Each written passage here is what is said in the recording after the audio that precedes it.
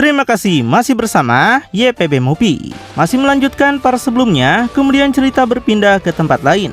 Zorky berdiri diam di tengah medan perang dalam posisi tegak dan juga tenang. Dia tidak melakukan serangan atau gerakan apapun. Dia belum melakukan serangan atau gerakan apapun dengan tatapannya lurus ke depan, seolah-olah hanya mengamati lawan yang berada di hadapannya.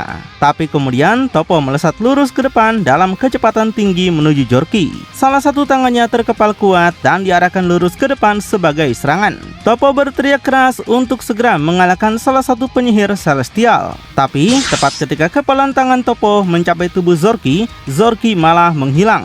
Tubuh Zorky menghilang dalam ketiadaan yang menunjukkan perpindahan sangat cepat dalam gerakannya.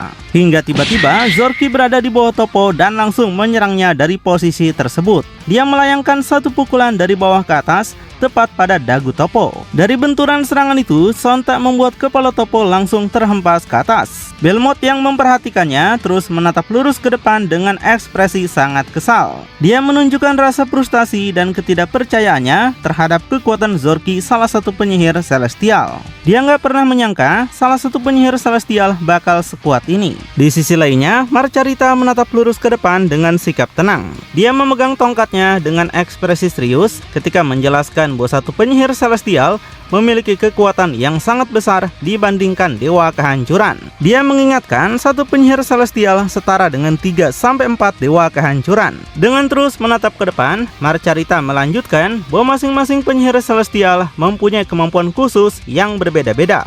Belmont mempertanyakan kemampuan apa sebenarnya dari Zorky. Sejak awal, dia melihat Zorky hanya menghindari serangan Toppo saja, jadi apakah dia berniat mengulur waktu? Tapi Marcarita tetap tenang dan fokus ketika menyampaikan prediksinya mengenai kemampuan Zorky. Marcarita mengatakan bagi prediksinya, kemampuan Zorky adalah ilusi. Tapi, dia tidak tahu ilusi macam apa saja yang bisa dia lakukan. Hingga kemudian, Belmont balik menunjukkan senyuman sinis sambil menatap ke depan. Senyumannya menunjukkan rasa percaya diri dan ketertarikan untuk melihat kemampuan Zorky secara langsung. Belmont ingin tahu bagaimana Zorky menggunakan kemampuannya itu. Setelah itu, Belmont langsung bergerak menyerang Zorky dalam kecepatan tinggi. Dia melesat lurus ke depan sambil berteriak keras, menunjukkan bahwa dia menyerang dengan penuh tenaga dan tanpa ragu. Salah satu tangannya membentuk kepalan diluruskan ke depan sebagai pukulan utama. Hingga kemudian panel langsung memperlihatkan momen benturan yang sangat keras, di mana tangan Belmont menghantam pipi Zorky dengan kekuatan penuh. Karena pukulannya sangat kuat, darah keluar dari mulut Zorky akibat benturan tersebut. Ekspresi Zorky menunjukkan rasa sakit akibat pukulan yang mengenai wajahnya. Setelah terkena pukulan itu, tubuh Zorky terhempas jauh tanpa mampu mengendalikan tubuhnya. Dia melayang dalam kecepatan sangat tinggi menuju tebing yang berada jauh di depannya. Hingga setelah itu, tebing yang menjadi tujuan hempasan Zorky mengalami ledakan besar akibat benturan. Ledakan menghancurkan seluruh bagian tebing menjadi serpihan-serpihan batu kecil yang berterbangan ke segala arah. Angin kuat menyebar dari pusat ledakan dan mendorong debu serta serpihan menjauh. Belmont nampak menunjukkan senyuman percaya diri setelah melihat Zorky terhempas. Dengan satu kepalan tangannya diangkat ke atas, dia menunjukkan rasa puas dan keyakinan bahwa dia telah mengalahkan Zorky. Awalnya dia berpikir bahwa Zorky sekuat yang dikatakan, tapi rupanya dia bisa langsung mengalahkan Zorky hanya dengan satu pukulan tunggal saja. Tapi tiba-tiba ekspresi Belmont berubah drastis. Senyuman percaya dirinya menghilang dan digantikan oleh keterkejutan. Dia baru menyadari bahwa ada sesuatu yang tidak masuk akal. Matanya menunjukkan rasa tidak percaya dan kebingungan, karena terlihat bukan Zorky yang tergeletak di tanah, tapi rupanya itu adalah Toppo yang tergeletak tidak berdaya di atas serpihan bebatuan. Tubuhnya berada dalam posisi jatuh dan tidak menunjukkan kemampuan untuk bisa bergerak. Belmont menggertakkan giginya sambil berpikir keras mengenai apa yang baru saja terjadi. Dia menunjukkan kebingungan, frustasi, dan usaha untuk memahami bagaimana Toppo bisa berada di tempat lain padahal dia yakin baru saja memukul Zorky. Tapi tiba-tiba dalam momen yang mengejutkan, tangan Zorky mencengkram bagian belakang leher Belmont. Belmont tampak terkejut dengan pupil matanya menoleh ke arah belakang untuk melihat siapa yang mencengkramnya. Dia juga penasaran bagaimana Zorky bisa berada di belakangnya. Zorky nampak menatap ke arah Belmont sambil menunjukkan senyuman sinis. Saat ini, dia berada dalam posisi yang sangat percaya diri setelah berhasil muncul di belakang Belmont. Dengan santai, Zorky menjelaskan bahwa Belmont telah terlalu meremehkan kekuatan seorang penyihir celestial sepertinya. Dia juga menyadari bahwa Belmont adalah dewa yang baru baginya karena belum pernah melihat sosok tersebut di masa lalu. Setelah memperlihatkan keunggulannya, Zorky mengangkat satu tangannya. Dari kelima jarinya, energi hitam mulai muncul di sekitar tangannya. Dengan senyuman sinis, Zorky seolah ingin memberikan sedikit penderitaan kepada Belmont. Tanpa memberikan kesempatan pada Belmont untuk melawan, Zorky menusukkan tangannya ke tubuh Belmont. Kelima jarinya menembus tubuh Belmont, di mana serangan tersebut terjadi secara brutal untuk langsung menunjukkan betapa besar perbedaan kekuatan di antara mereka. Zorky kemudian menatap ke bawah sambil tersenyum sinis. Sebagian wajahnya tertutup bayangan hitam yang membuat ekspresinya semakin mengintimidasi. Dia menyadari bahwa di dalam tubuh Belmont tidak terdapat energi kehancuran mutlak seperti yang seharusnya dimiliki seorang dewa kehancuran. Dari situ Zorky menyimpulkan kalau Belmont kemungkinan hanyalah mantan dewa kehancuran, sekaligus memahami alasan para angel di sana masih tetap hidup. Dengan serangan itu, tubuh Belmont akhirnya jatuh dan tergeletak di atas tanah. Luka besar tampak di bagian perutnya, sementara darah mulai merembes keluar dan mengalir ke tanah di bawah tubuhnya. Melihat hal itu, Marcarita segera beraksi. Dia menebaskan tongkatnya ke depan menggunakan kedua tangannya. Namun, sebelum serangannya mencapai Zorky, tubuh Zorky kembali menghilang dalam ketiadaan. Marcarita menjadi kesal dan menyadari bahwa Zorky mampu bergerak dengan kecepatan yang cukup tinggi untuk menghindari serangannya. Sesaat kemudian, Marcarita kembali menyadari keberadaan Zorky. Ekspresi wajahnya berubah menjadi terkejut ketika dia mengetahui posisi Zorky sekarang. Karena rupanya Zorky sudah berpindah ke tempat Toppo. Dia mencengkram leher Toppo yang masih dalam keadaan pingsan, kemudian mengangkat tubuh dewa kehancuran tersebut ke atas. Zorky tersenyum sambil melihat Toppo, seolah melihat kesempatan yang lebih mudah untuk mengalahkan lawan tanpa harus menghadapi para angel terlebih dahulu. Melihat Toppo berada dalam bahaya, Marcarita bersiap menghadapi Zorky. Dia melebarkan kedua kakinya dan memegang tongkat di samping tubuh menggunakan kedua tangannya. Kedua matanya berubah menjadi putih penuh, sementara aura putih mulai keluar dan menyelimuti tubuhnya. Sikapnya tetap diam, tapi kekuatan yang muncul dari tubuhnya menunjukkan bahwa dia sedang bersiap melakukan sesuatu yang jauh lebih serius. Hal itu membuat Zorky merasakan perubahan kekuatan tersebut. Dia sedikit menoleh ke belakang dengan ekspresi terkejut, menyadari adanya sesuatu yang muncul di belakang atau di dekat posisinya. Hingga tiba-tiba Marcarita muncul tepat di antara Zorky dan Toppo yang masih pingsan. Kemunculannya begitu cepat sampai Zorky terkejut. Tubuh Toppo dia lepaskan dari cengkraman Zorky, sementara Marcarita berdiri di antara mereka dengan kedua kaki terbuka lebar dan tongkat diangkat ke atas menggunakan kedua tangannya. Melihat kekuatan yang terpancar dari Marcarita, Zorky tampak terpukau sekaligus terkejut. Dia akhirnya menyadari bahwa sosok di hadapannya bukanlah lawan biasa. Dalam keterkejutannya, Zorky bertanya-tanya apakah inilah kekuatan seorang angel dari alam Zeno.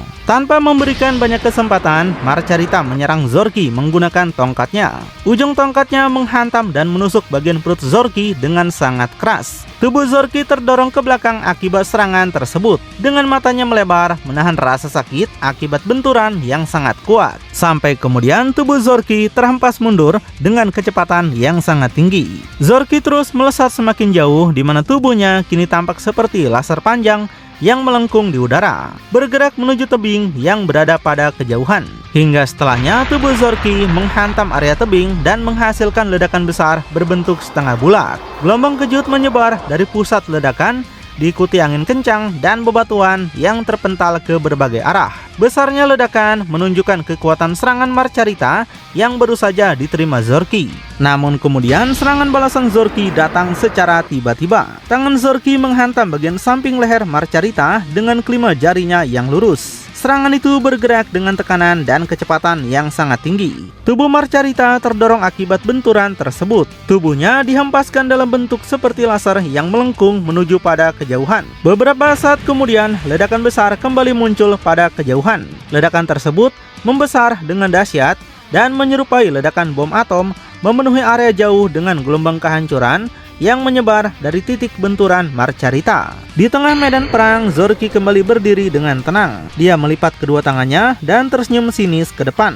Setelah melihat Belmont, Toppo, dan Marcarita sudah tidak berdaya, Zorky merasa dirinya bahkan belum mengeluarkan seluruh kekuatannya. Dia menyombongkan bahwa dirinya bahkan belum berkeringat sedikit pun, sementara lawan-lawannya sudah kalah. Rupanya yang tadi dipukul Marcarita adalah Toppo, di mana Zorky kembali menggunakan kemampuan ilusi untuk menukar tubuh keduanya.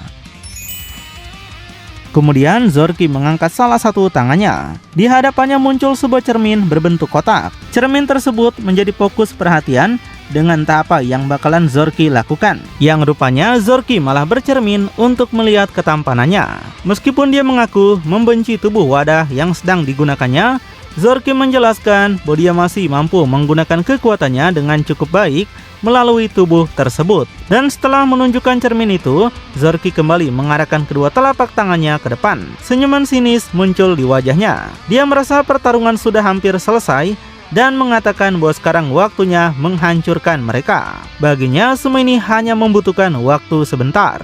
Tapi sebelum Zorky dapat melanjutkan tindakannya, cerita berpindah ke tempat lain, di mana tiga sosok bergerak bersamaan. Mereka adalah Liquir, Quitela, dan Rumsi melesat lurus ke depan dalam teriakan besar. Ketiganya menyerang musuh secara bersamaan, masing-masing menarik satu tangan ke belakang dengan siku tertekuk. Tira yang menjadi musuh mereka berdiri dengan penuh percaya diri sambil menyilangkan kedua tangannya. Dia tersenyum congak dan mengingat bahwa sebelumnya dia pernah membiarkan Liquir melarikan diri. Namun kali ini Tira menegaskan bahwa Liquir tidak akan mendapatkan kesempatan untuk kabur lagi karena dia berniat menghancurkannya di tempat ini. Tira kemudian bergerak melesat ke depan dalam kecepatan tinggi. Salah satu tangannya diarahkan ke depan dengan kelima jari lurus. Energi transparan berbentuk tajam muncul pada masing-masing jarinya. Sambil menyerang, Tira menantang Liquir, Quitela, dan Rumsi untuk membuktikan apakah mereka benar-benar mampu menyamai kekuatan seorang penyihir celestial. Serangan tersebut kemudian menghasilkan ledakan besar. Ledakan membentuk setengah lingkaran raksasa dan memenuhi area medan perang. Gelombang energi dari benturan menyebar luas,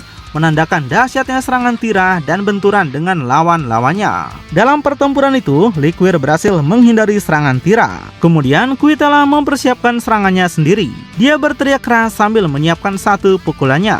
Ekspresinya menunjukkan kemarahan dan tekad untuk membuktikan bahwa para dewa kehancuran generasi sekarang tidak bisa diremehkan begitu saja. Dia menegaskan bahwa dirinya akan menghancurkan Tira di tempat ini. Kemudian Quitela melancarkan pukulannya dari samping. Namun pukulan tersebut melesat sangat dekat di depan wajah Tira tanpa benar-benar bisa mengenainya. Liquir berteriak keras sambil memberi aba-aba kepada Rumsi untuk melanjutkan serangannya. Teriakannya menjadi tanda bahwa sekarang giliran Rumsi untuk mengeluarkan kekuatannya. Di situ, Rumsi segera membuka mulutnya lebar-lebar dan mengeluarkan teriakan dahsyat. Dari mulutnya terpancar gelombang ultrasonik berkekuatan tinggi yang ditembakkan lurus ke depan. Serangan tersebut memenuhi area di hadapannya dengan tekanan suara yang sangat besar.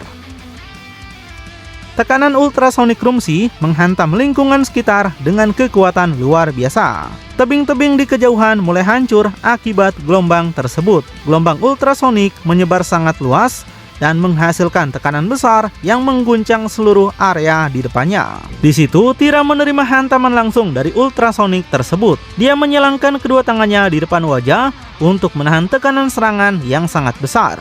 Tubuhnya bahkan sampai terhempas akibat dorongan tersebut. Di situ, Quitela memanfaatkan kesempatan untuk mempersiapkan serangan berikutnya. Dia mengangkat kedua tangannya ke atas dan mulai menciptakan sebuah bola energi Hakai berukuran besar di atas tubuhnya. Bola energi tersebut berkumpul semakin besar dan menjadi pusat kekuatan yang akan digunakan untuk menyerang Tira.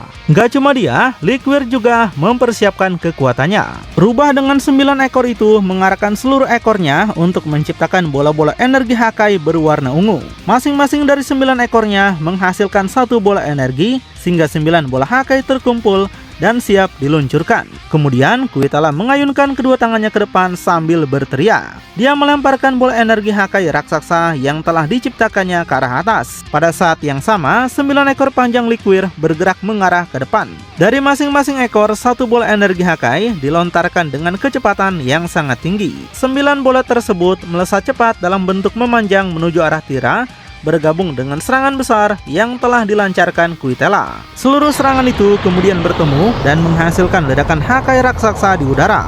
Ledakan tersebut membentuk bola energi ungu yang sangat besar dan menyebarkan gelombang angin serta gelombang kejut ke berbagai arah. Skala ledakan menunjukkan bahwa serangan gabungan ketiga Dewa Kehancuran telah menghantam Tyra dengan kekuatan luar biasa. Kuitela mendongakkan kepalanya ke atas sambil tersenyum puas. Dia merasa kerjasama mereka menghadapi Tyra akhirnya membuahkan hasil. Dari ledakan itu, Kuitela yakin Tyra pasti sudah musnah. Rumsi juga mendongakkan kepalanya ke atas sambil tersenyum. Dia merasa tidak menyangka bahwa mereka yang selama ini selalu bersaing di semesta masing-masing akhirnya mampu bekerja sama dalam satu serangan. Tapi Liquir justru tidak ikut merasa puas. Dia tetap menatap ke atas dengan serius dan mengingat kembali pengalamannya ketika pernah bertarung melawan Tyra. Dia sampaikan kekuatan Tyra sangat besar sehingga dia memperingatkan Kuitela dan Rumsi agar tidak lengah karena masih ada kemungkinan Tyra tetap hidup. Sampai tiba-tiba ekspresi Liquir berubah menjadi sangat terkejut. Kepalanya menoleh ke kiri setelah menyadari sesuatu yang tidak disangka-sangka. Reaksinya menunjukkan bahwa peringatan yang baru saja dia berikan rupanya memiliki alasan yang sangat kuat, yang ternyata Tyra memang masih hidup. Gak cuma itu, Tyra muncul dan langsung menyerang Rumsi. Tyra menggunakan energi tajam yang muncul dari kelima jarinya untuk membelah tubuh Rumsi menjadi dua, menunjukkan bahwa Tyra berhasil bertahan dari serangan gabungan sebelumnya. Setelah berhasil membunuh Rumsi, Tyra kemudian menundukkan wajahnya sambil tersenyum sinis. Dia menegaskan pada Liquir dan Kuitela agar tidak begitu cepat merasa senang karena kekuatan mereka tetap belum mampu menandingi seorang penyihir celestial. Tanpa memberi kesempatan pada Liquir untuk bertindak, Tyra kembali menyerang. Dari posisi samping, Tyra menusukkan energi tajam dari kelima jarinya langsung ke perut Liquir. Energi tersebut menembus tubuh Liquir dari bagian depan hingga keluar ke belakang. Keduanya berada dalam posisi menunduk dengan Tyra tersenyum dan Liquir membelalakan matanya tanpa pupil seolah kehilangan tenaga akibat serangan tersebut. Melihat Liquir diserang dan Rumsi telah dibelah, Kuitela menjadi sangat marah. Dia menggertakkan giginya dan menunjukkan ekspresi yang kesal. Kemarahannya muncul karena Tyra terus bersikap sombong dan meremehkan mereka. Kemudian Kuitela berteriak sambil mengangkat kedua tangannya setengah ke atas. Api energi berwarna ungu mulai keluar dan menyelimuti tubuhnya. Kekuatan Kuitela kembali meningkat ketika aura api tersebut semakin besar di sekeliling tubuhnya. Dari sudut pandang jauh di atas, kekuatan Kuitela kemudian meledak dengan dahsyat. Api ungu melesat dari permukaan tanah menuju langit dengan kekuatan yang luar biasa. Ledakan tersebut membentuk jalur energi besar yang bergerak vertikal dari bawah menuju ke atas. Tyra merasakan sesuatu yang terjadi dan langsung menoleh sedikit ke arah atas. Tyra merasakan sesuatu yang terjadi dan langsung menoleh ke arah Kuitela. Ekspresinya menunjukkan keterkejutan untuk pertama kalinya, sementara kedua tangannya mulai bersiap menghadapi sesuatu yang datang. Tanah tepat di bawah kedua kakinya perlahan melebar dan retak. Retakan-retakan mulai menyebar di permukaan tanah, seolah ada sesuatu yang sedang bergerak dari bawah tanah dan akan muncul ke permukaan. Sampai tiba-tiba Kuitela muncul dari dalam tanah dengan kecepatan tinggi. Dia langsung melancarkan satu pukulan lurus ke atas tepat pada dagu Tyra. Mata Kuitela tampak putih penuh dan mulutnya terbuka lebar dalam teriakan saat pukulannya menghantam Tyra. Benturan tersebut membuat kepala Tyra terhempas ke atas dengan wajahnya menunjukkan rasa sakit yang sangat kuat. Tapi Kuitela tidak memberikan kesempatan pada Tyra untuk kembali menguasai keadaan. Dia langsung melanjutkan serangan dengan rentetan ratusan pukulan yang menghantam bagian perut Tyra dalam kecepatan yang sangat tinggi. Begitu cepatnya serangan tersebut sampai tampak banyak bayangan pukulan memenuhi area di sekitar tubuh Tyra. Kuitela langsung berteriak dengan mata putih penuh, sedangkan Tyra membelalakan mata tanpa pupil dan membuka mulut lebar-lebar karena menerima seluruh rentetan serangan tersebut. Setelah itu, Kuitela melancarkan satu pukulan terakhir yang menghantam wajah Tyra dari samping. Tinju Kuitela mengenai wajahnya dengan kekuatan yang sangat besar, hingga wajah Tyra terdorong dan melesak akibat benturan. Akibat pukulan tersebut, tubuh Tyra terhempas sangat jauh meninggalkan posisi Kuitela. Tubuhnya melesat di udara dalam lintasan yang melengkung seperti laser, bergerak semakin jauh menuju kejauhan. Nggak lama kemudian, tubuh Tyra menghantam area yang jauh dan menghasilkan ledakan raksasa. Ledakan tersebut berkembang dengan sangat besar dan menciptakan gelombang tekanan yang menyebar ke berbagai arah. Angin, debu, dan serpihan dari area benturan ikut terdorong keluar akibat dahsyatnya ledakan tersebut. Di tengah situasi itu, Kuitala berdiri dengan kedua kepalan tangannya direntangkan ke bawah. Wajahnya tertutup bayangan gelap, tapi kedua matanya tampak serius. Aura api ungu masih menyelimuti tubuhnya, menunjukkan bahwa kekuatan yang baru saja dia gunakan masih berada di sekeliling tubuhnya. Dia tampak yakin bahwa serangannya telah memberikan kerusakan besar pada Tira. Namun, Tira rupanya belum kalah. Perlahan-lahan dia mulai bangkit dari tempatnya setelah menerima seluruh serangan Kuitala. Tubuhnya masih membungkuk dengan darah tampak keluar dari sisi mulutnya. Meski terluka dan menunjukkan sedikit kekesalan, Tira justru tersenyum.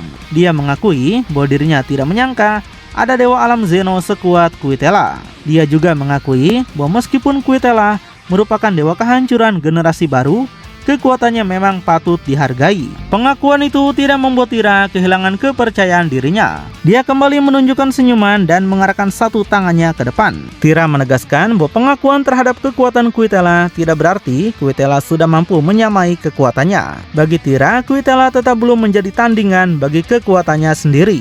Sebelum Kuitala sempat melanjutkan serangannya, cincin energi tiba-tiba muncul dan melilit tubuhnya. Cincin itu mengikat tubuh, tangan, dan kaki Kuitala sehingga seluruh gerakannya terkunci. Tubuh Kuitala kini terperangkap sepenuhnya dan tidak dapat bergerak bebas. Situasi berubah dalam sekejap karena Tira kembali mengambil kendali atas pertarungan. Kemudian suasana berubah menjadi gelap total. Di tengah kegelapan hanya muncul 3 garis tajam yang menyerupai bekas tebasan pedang. Setelah kegelapan itu berlalu, tampak akibat dari tebasan tersebut. Kepala Kuitala yang sudah tidak bernyawa dengan tubuhnya, kedua tangan, dan kedua kakinya tampak terpenggal dan melayang di udara. Tidak ada lagi gerakan perlawanan dari Kuitala. Tubuhnya kini terpisah menjadi beberapa bagian sebagai akibat langsung dari serangan yang baru saja terjadi.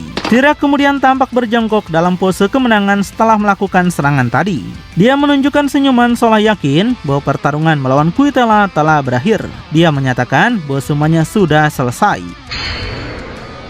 Di tempat lain, Daishinkan menunjukkan reaksi terhadap kejadian tersebut. Wajahnya sedikit menunduk dengan ekspresi nampak agak cemas. Dengan perubahan tatapannya itu, menunjukkan bahwa dia menyadari sesuatu yang buruk telah terjadi. Melihat reaksi Daishinkan, salah satu angel jahat justru tersenyum congak sambil melipat kedua tangannya. Dia menikmati situasi tersebut dan mengejek Daishinkan karena beberapa anak buahnya telah dibantai oleh rekan-rekan mereka. Sikapnya menunjukkan bahwa kematian para bawahan Daishinkan justru menjadi sesuatu yang ingin dia gunakan untuk menekan dan memprovokasi Daishinkan. Angel jahat yang botak itu kemudian merentangkan kedua tangannya sambil tetap tersenyum. Dia secara terbuka menantang Daishinkan. Jika Daishinkan ingin menyelamatkan mereka yang telah berada dalam bahaya, maka Daishinkan harus melewati dirinya terlebih dahulu. Dengan penuh keyakinan, sang angel jahat seolah sengaja berdiri sebagai penghalang di hadapan Daishinkan. Di sini, Daishinkan akhirnya menatap lurus ke depan dengan ekspresi yang jauh lebih serius. Tatapannya tidak lagi menunjukkan keterkejutan seperti sebelumnya. Dia menghadapi provokasi tersebut dengan wajah yang tenang namun juga tegas. Seolah seluruh perhatiannya kini tertuju pada lawan yang berdiri di hadapannya. Lalu, apakah Daishinkan akan segera ikut bertarung? Dan apakah para pejuang lain bisa mengalahkan musuh yang sangat kuat ini? Makin penasaran? Tonton kelanjutannya di channel YPB Movie, channelnya Anime Bapak-Bapak.